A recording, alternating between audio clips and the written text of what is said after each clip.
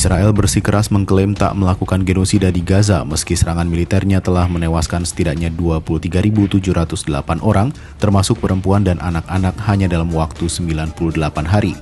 Israel menyatakan pembunuhan warga sipil itu sebagai tindakan membela diri. Pembelaan itu disampaikan di hadapan Mahkamah Internasional atau ICJ di Den Haag, Belanda, Jumat 12 Januari 2024 dalam sidang pendahuluan hari kedua.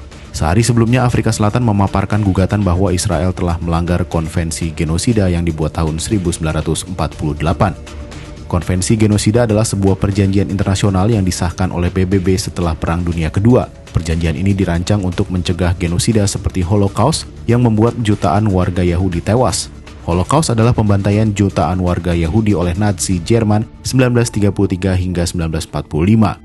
Dalam perjanjian ini, Indonesia tidak ikut menandatangani konvensi ini sehingga tidak bisa secara resmi mengajukan gugatan maupun mendukung Afrika Selatan. Menurut pembelaan yang dibacakan selama 3 jam itu, Israel justru menuding kelompok Hamas yang bersalah. Alasannya, Hamaslah yang memulai serangan ke Israel pada 7 Oktober 2023 sehingga menewaskan sekitar 1.200 orang dan menculik 240 orang lainnya. Israel juga mengatakan Hamas menggunakan warga sipil untuk berlindung.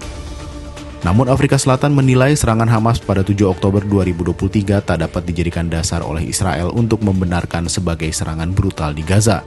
Menteri Kehakiman Afrika Selatan Ronald Lamola mengatakan respon Israel terhadap serangan Hamas telah melampaui batas. Serangan itu menimbulkan pelanggaran terhadap konvensi genosida.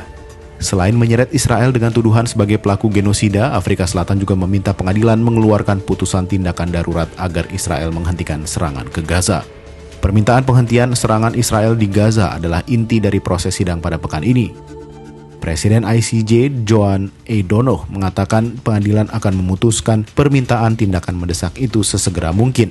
Pada Jumat 12 Januari 2024, Israel memperkuat pembelaannya dengan menyajikan rekaman suara dan video terkait serangan Hamas pada 7 Oktober 2023.